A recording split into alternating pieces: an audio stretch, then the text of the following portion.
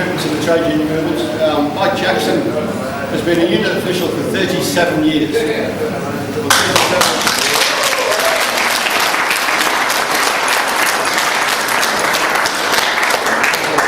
Came out of the East End of London, went into the Merchant Navy, and jumped ship, of course, in Australia, like we all did in those days, and finally made his way to New Zealand.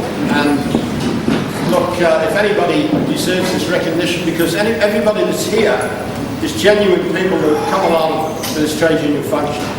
There's times when we cobble together these kind of functions for people, and people are here that sometimes you would say, well, what are they doing here? But this one, just by a set of circumstances, everybody that's here is here committed to the fact that this lifelong commitment that Mike made to the trade union. I'd like to welcome Gosche, who's here representing Helen Clark. Helen would like to be here, she said he was invited. We've got Helen on the phone. Hopefully, if she did have time, I'm sure she'd come here. We've got Helen Duncan here. We've got Lynn Pillay here. I think that's it. Darian Fletcher, I'm sorry. We've also got Carol Beaumont and Peter Conway from the CTU. That's just, and as Mike said, 2 ex-wives, and we've got Adam here, which is Mike's son.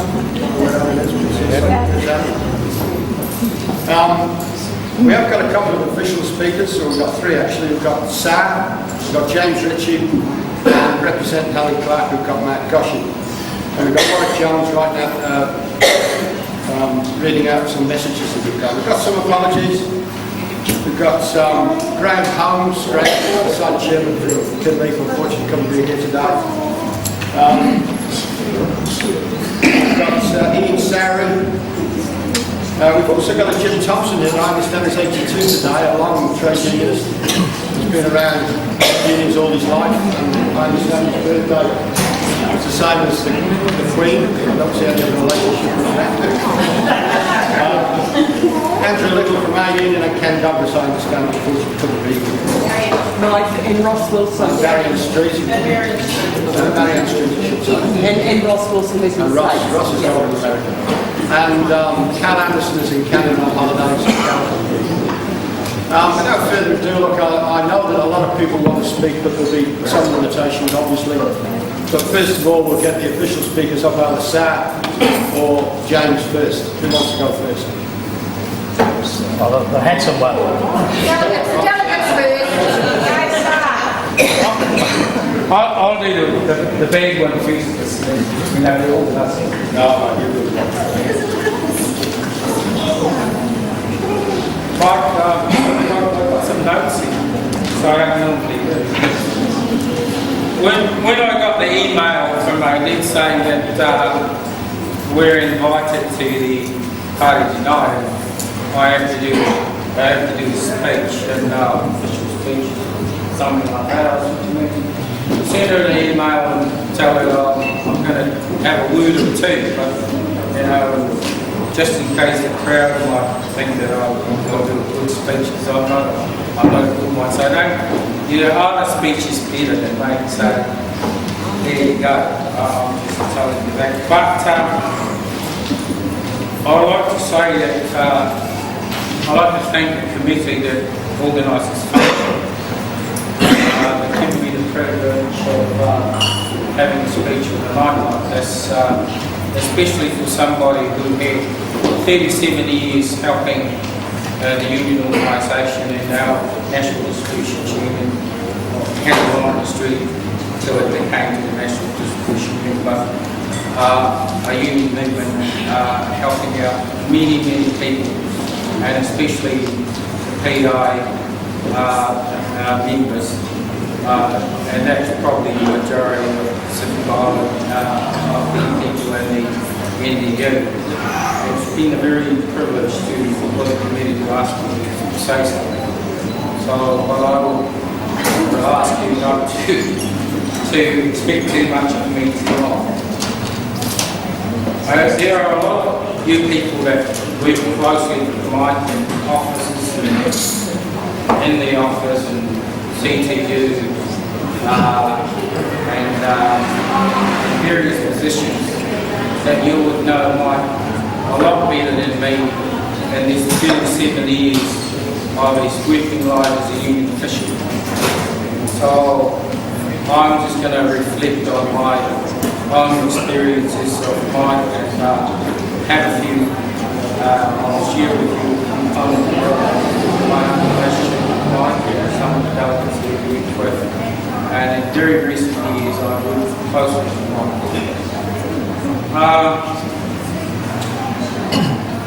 I have known Mike quite some years ago. We didn't have Pacific Island Boys in the union. Our boys as PEI was mingled with everybody else, so the only union that had a Pacific Island committee was the service workers, and then we, the NDU, has decided to have a boys on PEI so that we can get our voice into. And Mike then was very supportive of the idea that we have set up a committee and get that committee to have that voice be heard in the executive of the NDU as well as the CTU and so forth right throughout the union.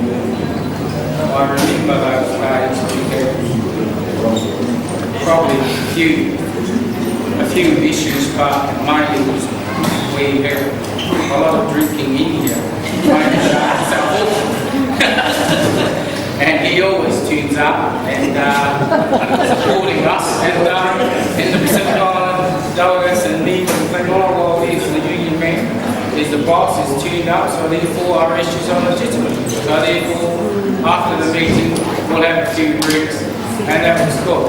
We've got to actually take into account that, you know, when we start to get people up the ladder and more sophisticated issues of unions, it's quite a big step. So therefore, he didn't really make sure that we got to get this issue. He understands where we are, so he had this understanding of working people that we've got to gradually prep them up to the position where they can be sophisticated. I.e. having to say something. So I believe that one of the good things that happened from those meetings, a lot of drinking, but one or two issues. I thank you that Mike for supporting those initiatives in the early days.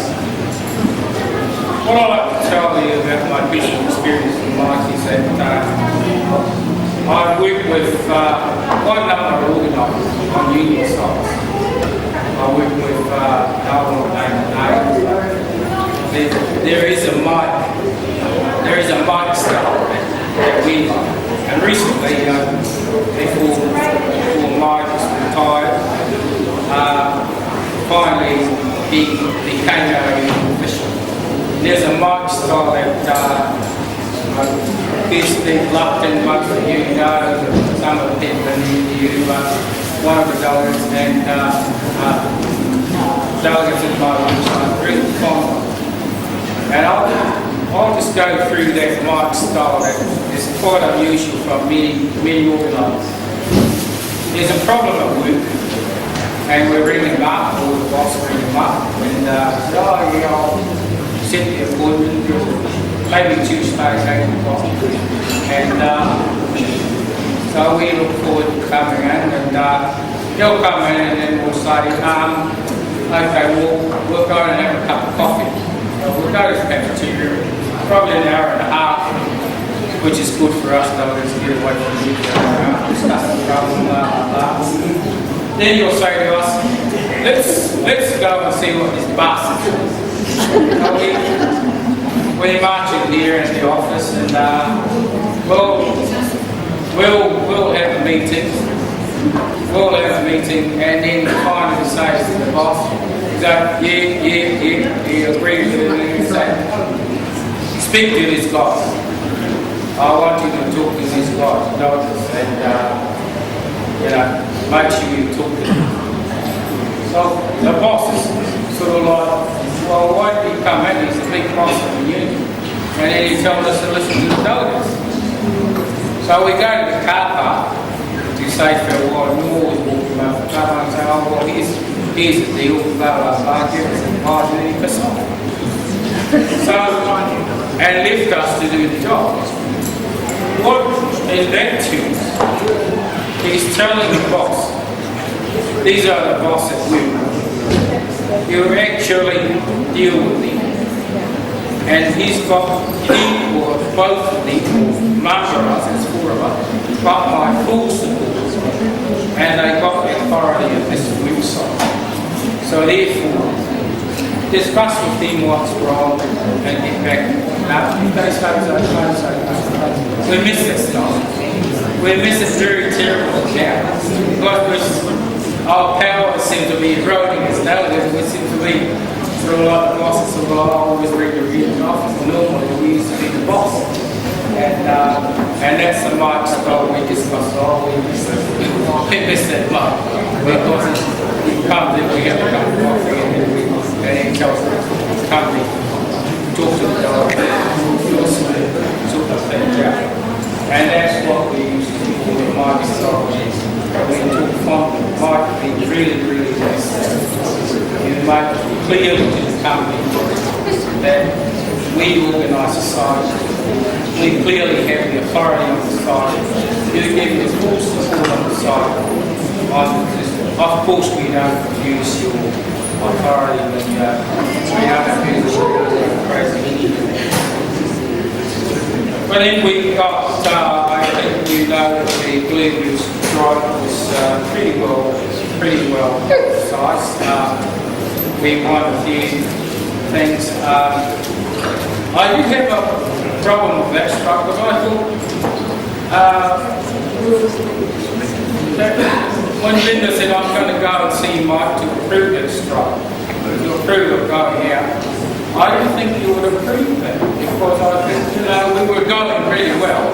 Our egos, and Linda can correct me my reading, all our egos were up, the company's ego was up, we were all having a bit of ego.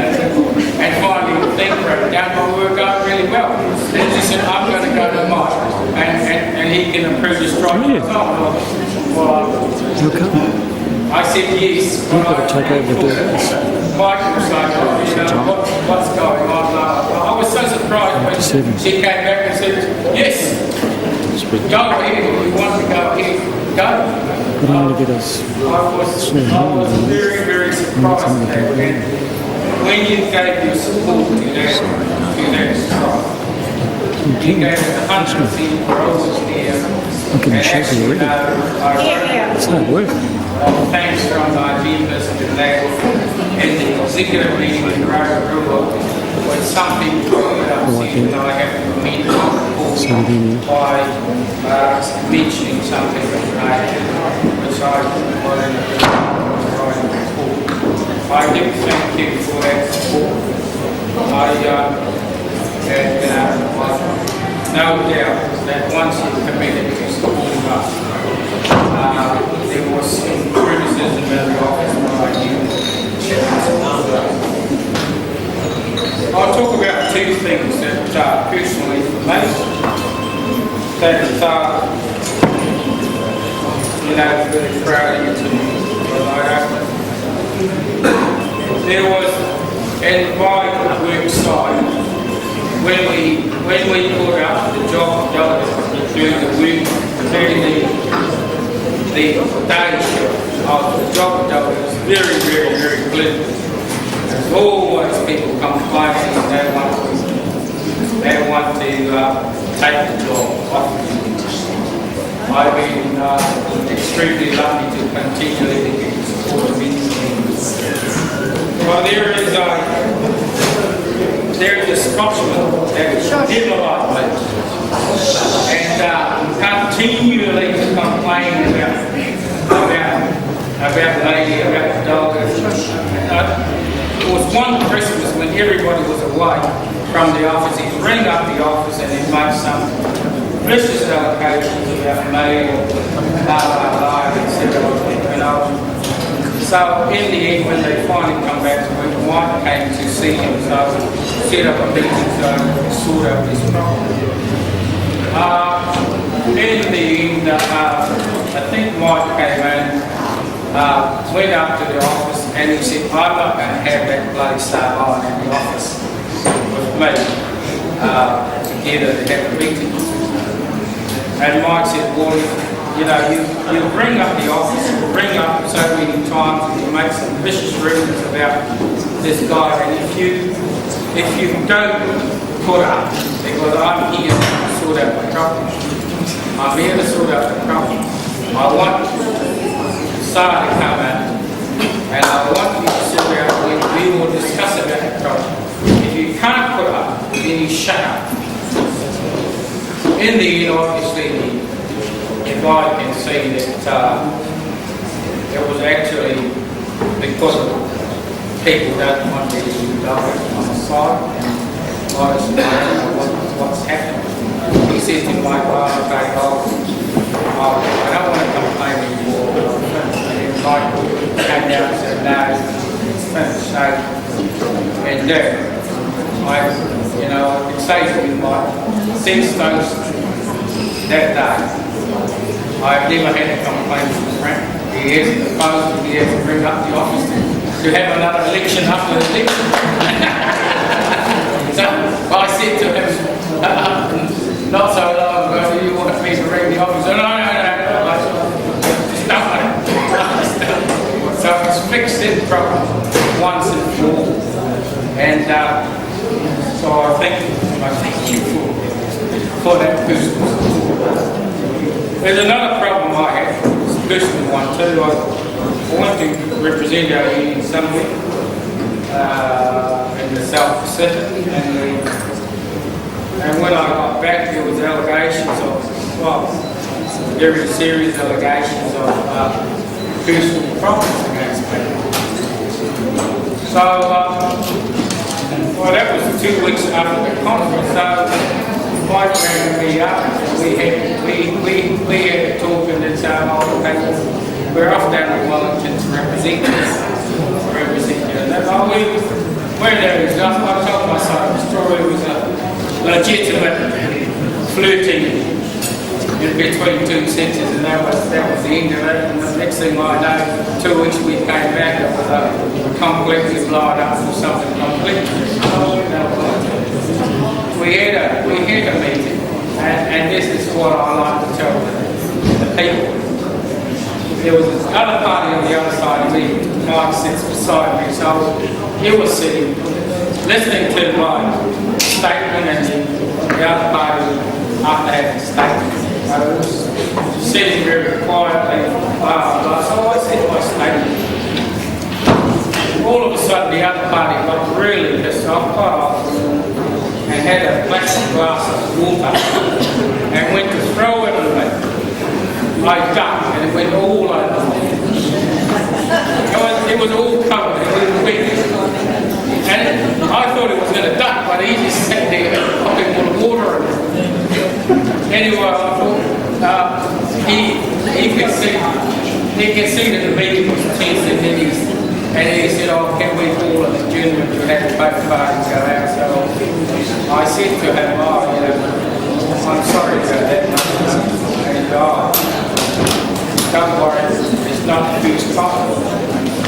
So obviously, what he did was of his union that causes trouble, that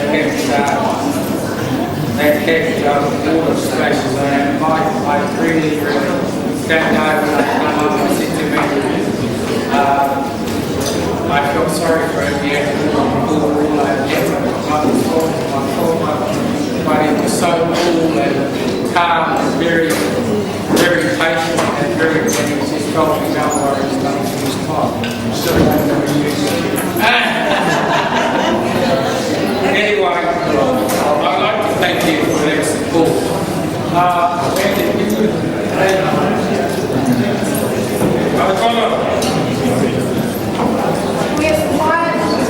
got a little present for you, Mike, and that's originally from Samoa, not from China.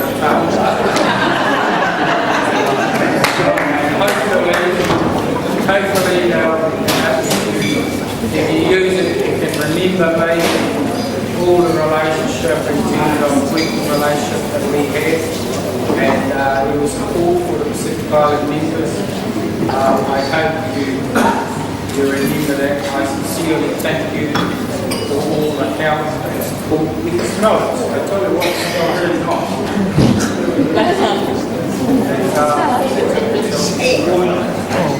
As I said, it's original from Samoa. I wish you all the best in the future.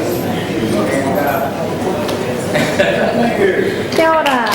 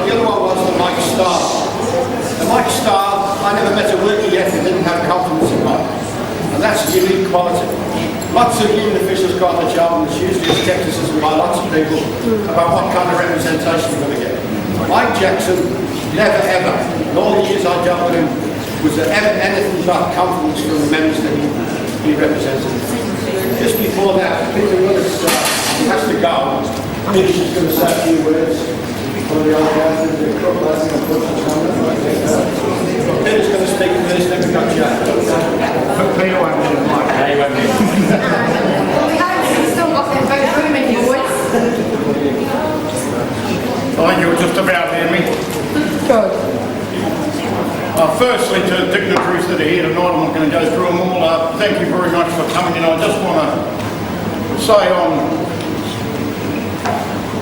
that it's bloody great to see everybody here, see all the old faces here, and I was hoping that I'd be able to hang around long enough to be able to say a few words to all of you, but unfortunately that's not going to be the case. Saw a lot of photos up there tonight, brings back a lot of memories, and I just want to say that I joined the Storemen and Packers Union in 1972, 73, somewhere around about there. So out of my 37 years, I think I've spent about 34 or 35 with him. The man has supported me all the way down the line. I've made mistakes. He's been the first to grab me aside. Never criticised me in that sort of sense, but showed me where I've gone wrong, put me on the right track, and off I've gone. 27 years I've been an organiser for this union. Remember getting elected back in '79, when I got the union car, and when I got into the office in the January when I started work, we were shifting offices, and we shifted from George Street, Newmarket, to Greenwich Corner. Now Greenwich Corner, the office there, has been notable over many, many years, recently for being a brothel.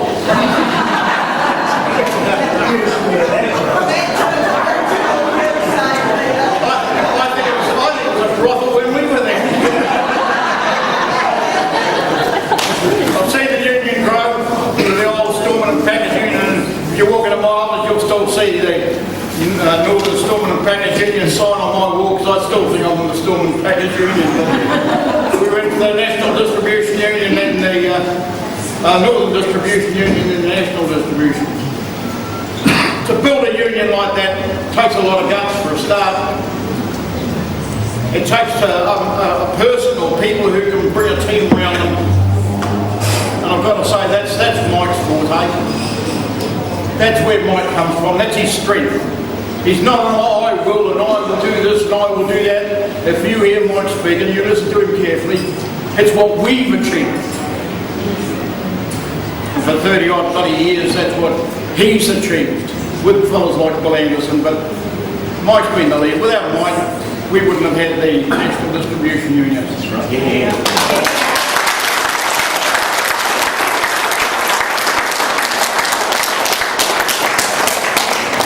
I've had a few minutes. If I go any longer, I'm going to fall off these bloody things. I just wish you all the best for the rest of the night. And I'm sorry for those that are here that I wanted to say a few words to that I'm not going to get around here, but you've got my best wishes. And Mike, you know where you and I come from, mate. I thank you very much for the last 30 years.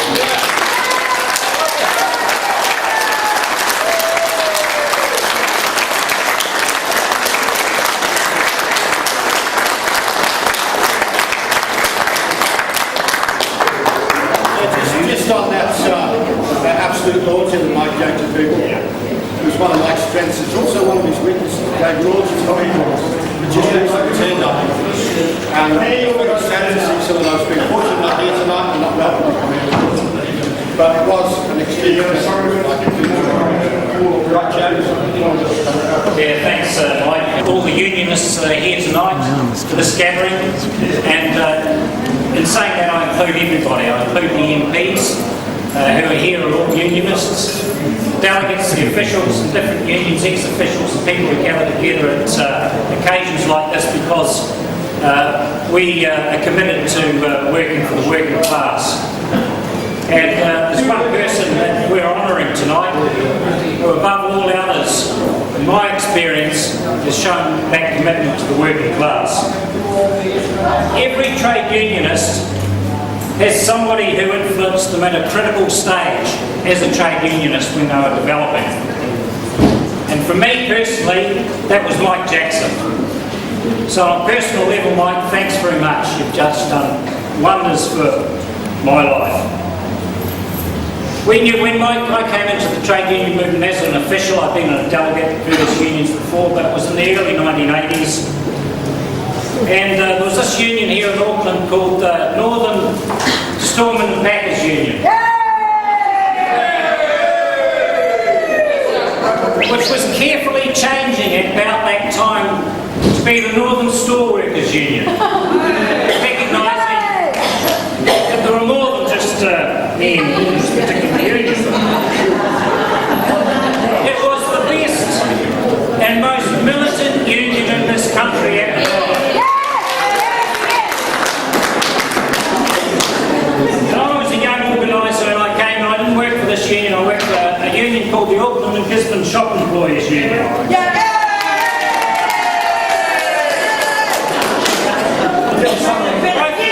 Both unions still have tremendous support together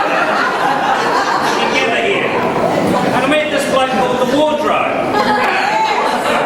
It's easy to see why he was called the Wardrobe because we're all in our jeans and t-shirts and here's this dapper bloke with an East London swagger that would tell any boss or any politician that come near him about what the real go was and how he was representing people. And his union, as Peter so rightly pointed out, was representing people to the best of their ability to improve their wages and conditions and living standards here. So, as a young organiser, I was pretty much overawed by this bloke.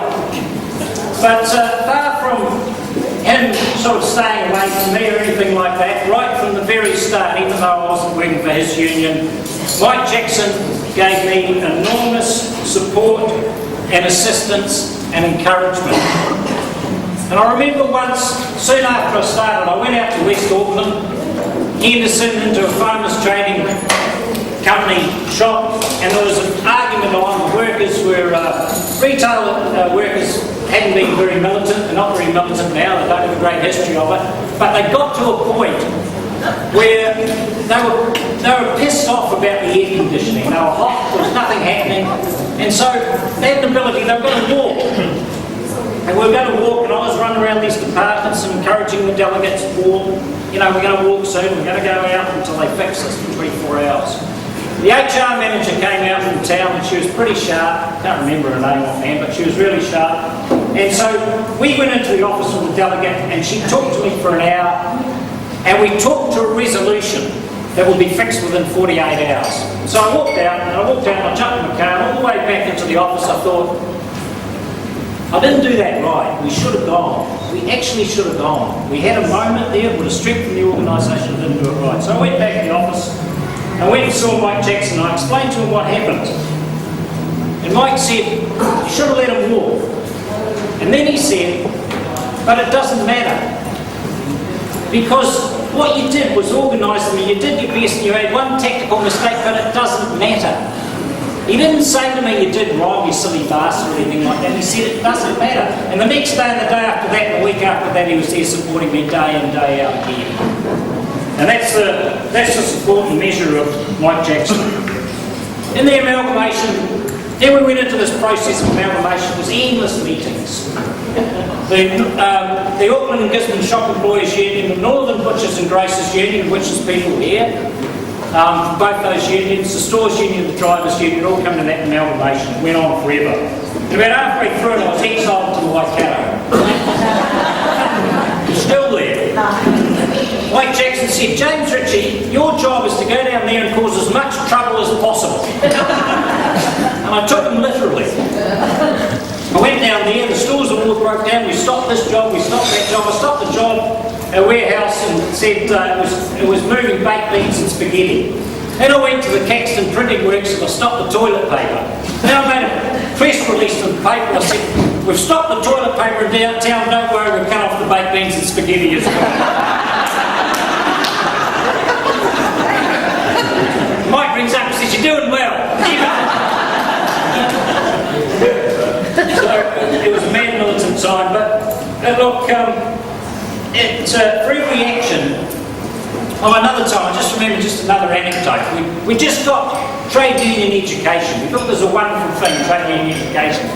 So we decided to get all these delegates together in the Waikato, all their stores delegates. The late Jocelyn Gibson, who we all love so dearly, had just come to work part-time for the Stores Union. And she was pretty keen on this education, Jocelyn, and so there was Mike, and there was me, and there was all the delegates, and there was Bruce Fowler. We got down here, and we thought, right, we know how to run an education seminar. Mike, you get up first, and you talk at them for an hour. Me and Bruce will get up, and he can talk at them for an hour, and I'll talk at them for an hour. So surely this happened, Mike got up. Brothers, sisters, comrades, blah, blah, blah, blah, blah. This went on for a while, and all those in favour, yes, it was an educator. Jocelyn Gibson sitting up the back saying, oh, I don't believe it.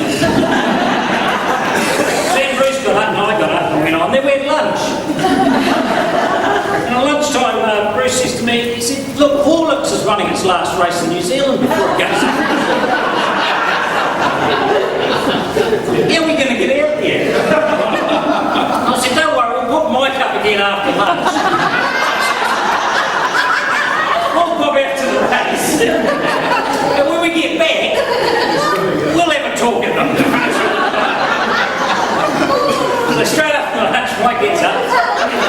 Brothers, sisters, blah, blah, blah. And Bruce says to me, come on, James. We made the race and come back, the race Horlicks did well, So we get back in from Tarapa, into the Red Cross Hall in Hamilton there. There's just about two people left, everyone else is gone. They just said, where they go? And this bloke said, well, Mike got sick of talking, so let's all take them out to a driver's picket.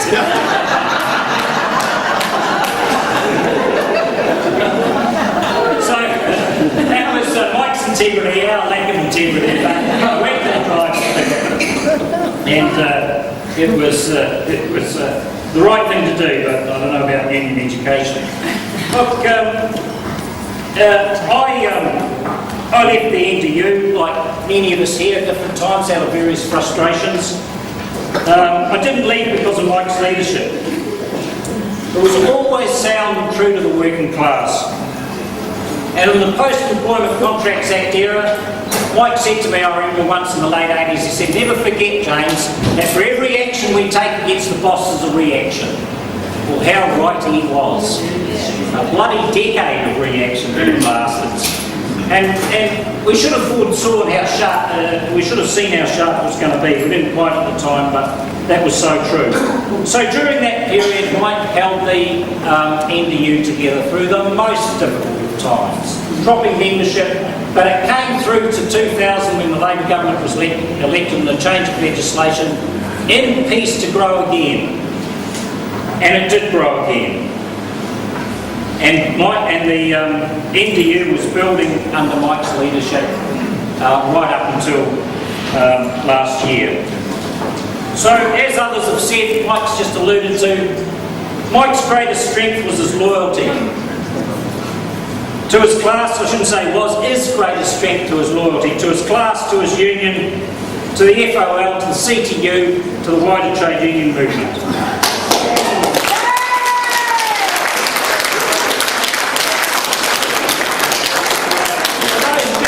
Officials that he encouraged and supported in his own union.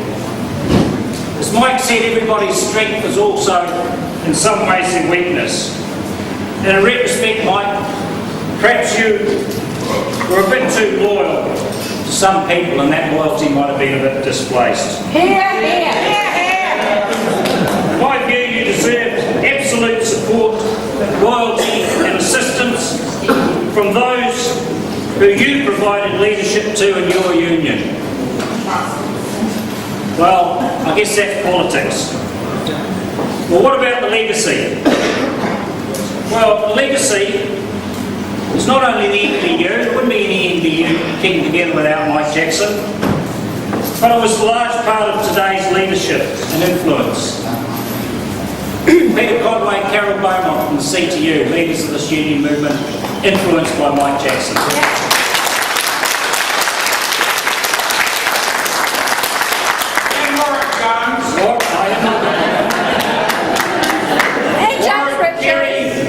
Ken Johnson, Linda, Peter Monteith, Lois, Ross, Basil, I mean there's a whole host of them. I forgive any people I've left out. There's lots and lots of people.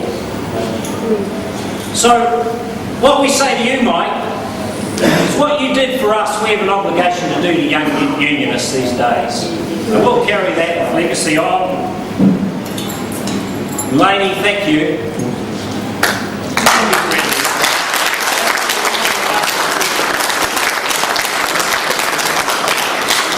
And enjoy everything you're going to do for the rest of your life. You've really deserved it. A great and true leader of workers in this country.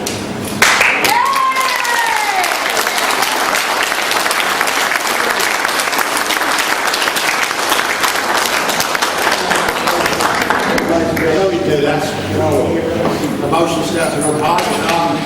Thank you, James, that was wonderful. I was remiss in not mentioning my favourite wife, old lady. I'm sorry about that, Conrad. No disrespect to the other wife.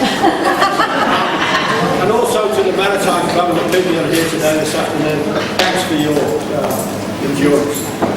Is Max still here? Yeah.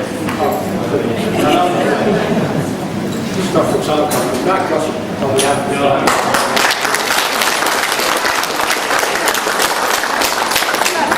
I'll try to see if I can keep it shorter than the other two.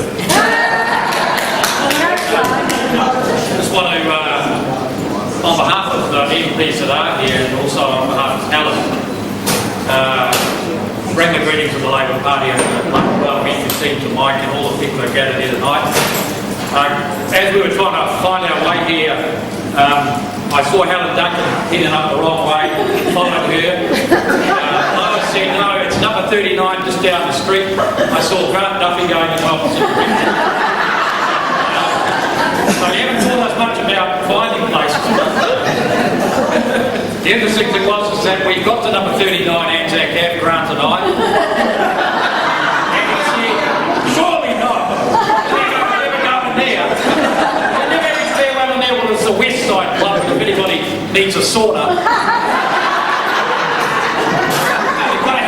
I think it's $20 and you've got another numbers to push the button. I hope Helen Clark hasn't gone there by mistake.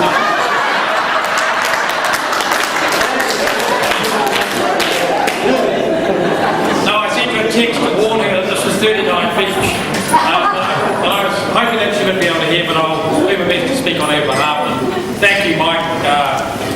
support you've given Labor through elections when sometimes they didn't need support, sometimes they didn't deserve support, and quite often we did. And it was people like Mike who put aside his own personal politics and still go out and provide leadership to his membership to say this is the best choice because the other lot are bloody worse. And even at that sort of level, that's the sort of leadership that many of the trade union movements never bothered to give. And I can recall many people back in 1990 saying, there could never be anything worse than that Labor Party in the 1980s. Well, they learned pretty bloody quickly, didn't they? Because although that Labor Party in the 1980s was bad, there was a heck of a lot worse to come. So it was people like Mike who could see through that stuff and provided that sort of leadership that I think politicians in the Labor Party should acknowledge, and thank you, Mike, for that. But I also want to go back a little bit further because looking at the photos does bring back so many memories. And 37 years ago, Mike, I probably was still at school. But, in 1981, when I started as a full-time trade union official, Mike was an established official, and I was 25 years of age, so he must have been a little bit older than that. And to anybody over 30, when you're 25 years old, so Mike was the old man, one of the old men of the trade union movement in my eyes, as a young 25-year-old organiser. But the thing that I remember, because that union that I started with, the Hotel, Hospital and Restaurant Workers Union, had a pretty average history, as those of you who know, to put it politely. And so there wasn't much contact between that union and the rest of the trade union movement. They were looked down on, and probably deservedly so. But it was people like Mike who had the foresight to say to young people like myself, no, we're part of the wider movement and we're here if you need our help. So we used to have to sneak off to the trades hall, and not let old Russ people know, and go to the trades council. We won't go there.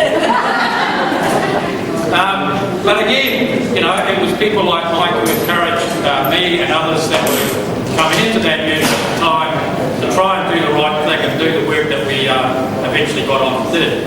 And I remember on a number of occasions, because back then I think the Trades Council had a disputes committee, and I remember Mike, I think, was the chair of the disputes committee, and we'd go off and have disputes, Glenn the Friar and I, you know, pull out two workers in a cafeteria in a factory somewhere, and then go knocking on Mike's door or Bruce Fowler's door or whatever, and say, quick, we need you to help us get out of the ship. And Glenda was bloody good at that. She'd go and pull her two workers out of some factory somewhere in Bamboo, and then go to the office and get the distribution union or store packers union as it was then to come and rescue us. And so I remember those times, because many of the older officials in those days laughed at us, thought what a waste of time it was trying to organise these women workers, that they didn't have any power, never would be able to be organised, and never would be able to do anything. But Mike wasn't one of them, and this Mike here wasn't one of them either. And so we owe a debt of gratitude in that union, and what's now the Service and Food Workers Union, to the leadership of people like Mike Jackson, who gave encouragement.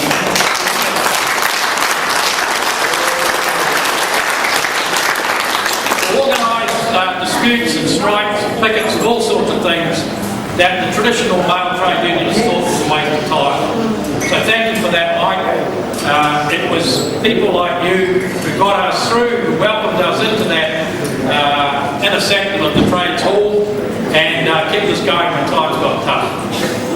Finally, I want to just echo the words of James Ritchie to a degree, because I think when you finish up in the trade union movement, for whatever reason, whether it's like some of us here have gone on to Parliament, or for those that decide to take a different course, or those who end their days and go on to retirement, you look back and say, what have I left behind, and what is my legacy? And James is right.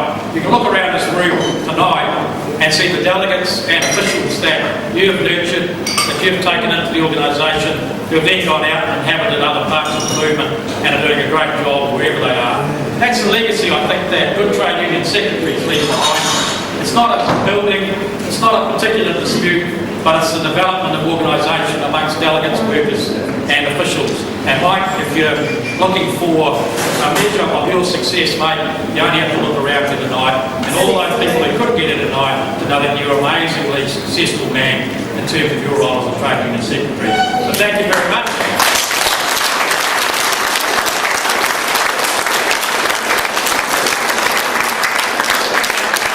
Need somebody to take that second ticket and the pictures of Sweeney here will be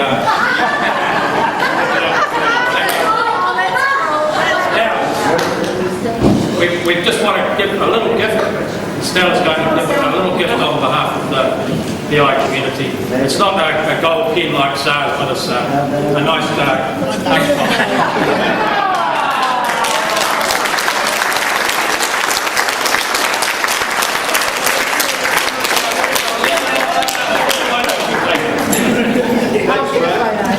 Now we've got one of the countries of messages out. Michael. One or two of these I've sort of edited a bit because they're a bit long. You know, it's a bit long. You want to go to what the manual or?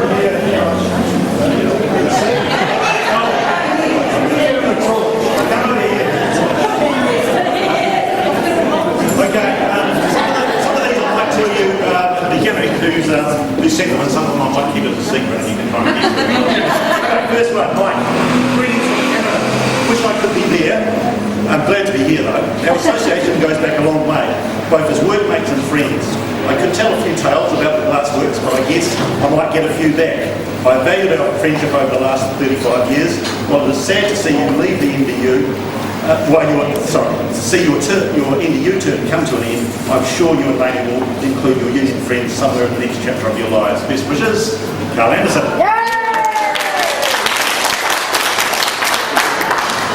Oh, this is a lovely one. Dear friends of Mike and Laney's and a number of ours, Maria, as a lot of us knew as Maria Foto, but now it's known. Anyway, Maria has sent greetings from sunny Queensland, and what she's done is spelled out what she thinks the name Mike Jackson means, and if you just bear with me, I'll just read it out. Right, M. M is for marriage, and he's had a few. Best choice he made was marrying our dearest friend Laney. I is for ideals and the hope for a more unjust and equitable society. K is for kindness, and he showed to himself and many, many others over the years. To myself, please. What? E is for energy and empathy, two essentials if you are to survive in the trade union movement. J is for Jacko, or Wacko Jacko, as he is known by his dearest and dearest. A is for anger, and Mike was a sight to behold when he got his dang up. C is for Chardonnay, and he's had his fair share of it. K is for kisses, and I wish it was there to give him one now. S is for stoicism, and he showed plenty of that during the time when he was ill. He just battled on with a smile on his face. O is for organising, which he made his life's work. N is for the union he helped to make. It won't be the same without you.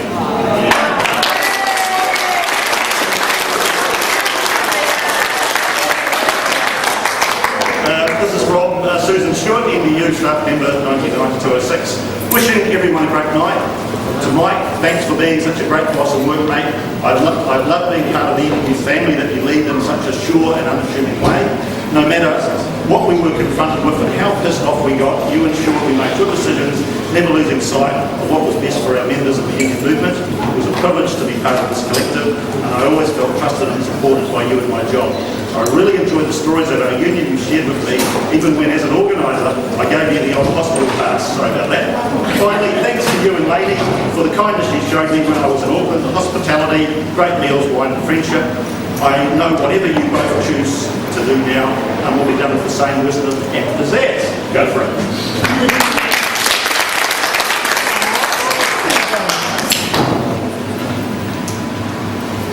Right, this one is from Ken Douglas. I would be obliged if you would convey my best wishes and sincere appreciation of Mike's consistent contribution over so many years. I had the opportunity to work with Mike for well over 20 years and found him to be one of the few very astute and considered thinkers in our movement in the Auckland region.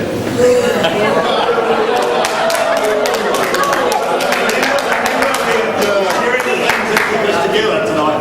I regret very much that his time on the FOL executive was all too short, and was always a real denial of his and this was a real denial of his exceptional talent. The FOL and the wider Labour movement was very much illusioned because of his departure. The late Eddie Isby had an accolade he would use for comrades, mostly at funerals, about individual contributions to the Labour movement. He or she was class conscious. He or she was class conscious, which is, in his view, was the highest testament that could be given. I agree with this sentiment. Mike was and remains a class-conscious contributor to all the values that, for me, are encapsulated in the term comrade.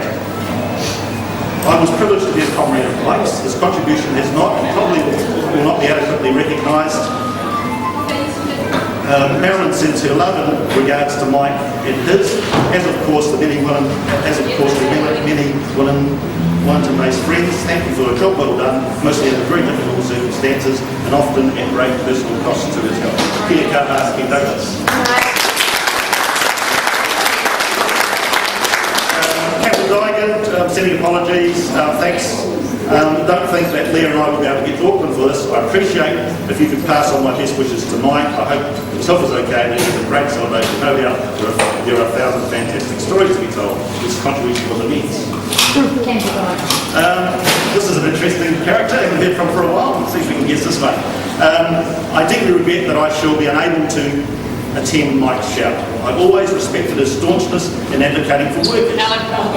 He has an instinctive and deep understanding of the class nature of our society, and an abiding and honourable attribute is his lack of personal ambition, unlike so many we can name who use the trade union movement.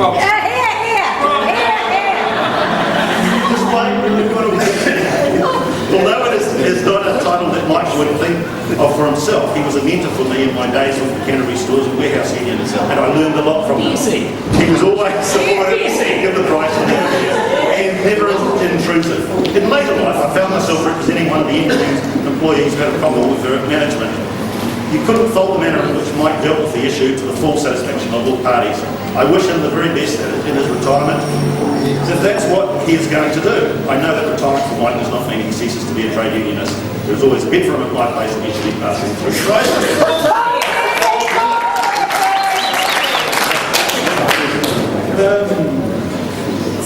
Just a Gala Brady Contrast is sending their best wishes and thanks.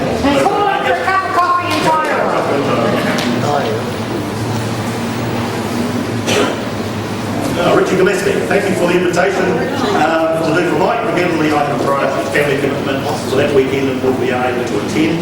Please convey to Mike my best wishes for his future. I have many fond memories of Mike and my involvement with him over the more than 30 years I've known him. His was an important contribution towards the establishment and growth of the NDU and the wider development of organised labour in this country, having played a leading role over the years in the struggle to improve conditions for workers and their families generally. His contribution should not be forgotten when we look back at the development of New Zealand through the period from the early 70s until today. We are living in times of change, and I guess it is inevitable that those of us who have been around a while will arrive at the point where it's time to hand the reins to the next generation to take the struggle to the next stage, wishing Mike a restful, happy and long period of retirement. I'm really going to be able to do a break. Okay, and then I'll finish the rest of the I thought probably it's a better place to continue the celebration. Ms. Gosche, over here, wants to say something? Just a couple of minutes now, if people want to speak. I need to say something. Gosche,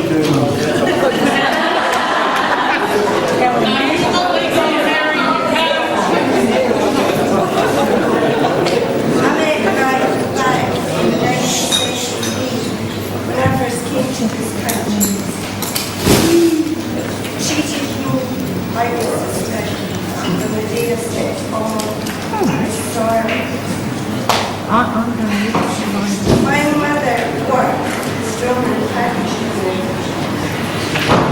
For you, so I don't know if you remember it. She was affectionately known as Mrs.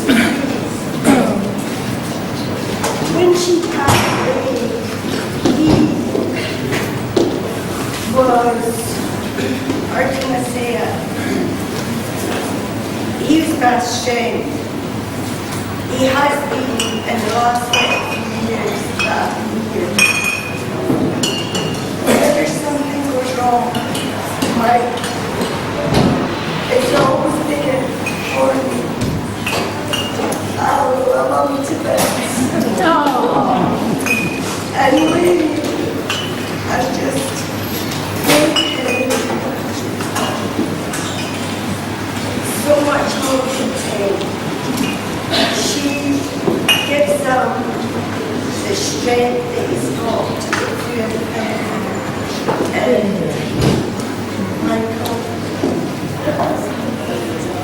I don't believe in this country, the idea of it. I don't know what they are.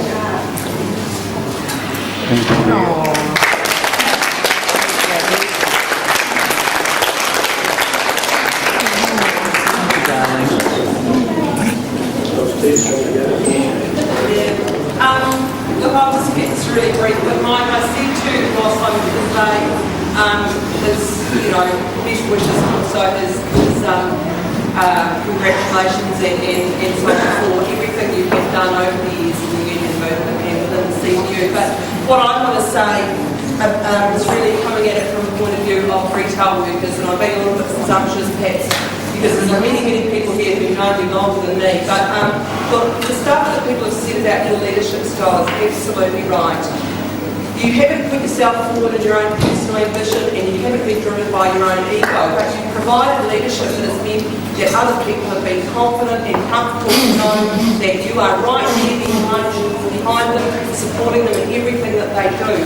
And certainly during the 1990s, within the NDU, it was not easy working in the retail sector, and there's plenty of people in this room who know that, and plenty of people in Auntie and Roz and Lois and Linda and Fame and Leanne and Peter and Kimberly who's not here, Kerry and Irena and a whole bunch of us who know how hard that was.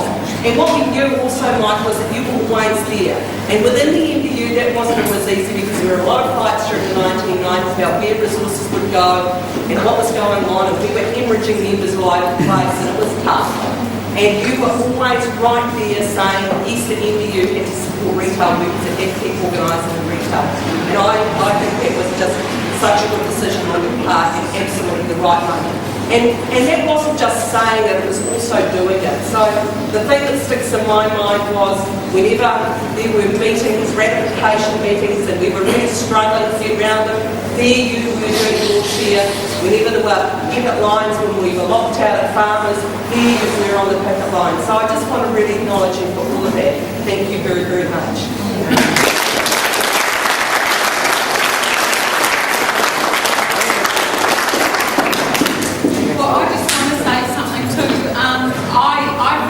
Mike in Wellington in the old DWF days.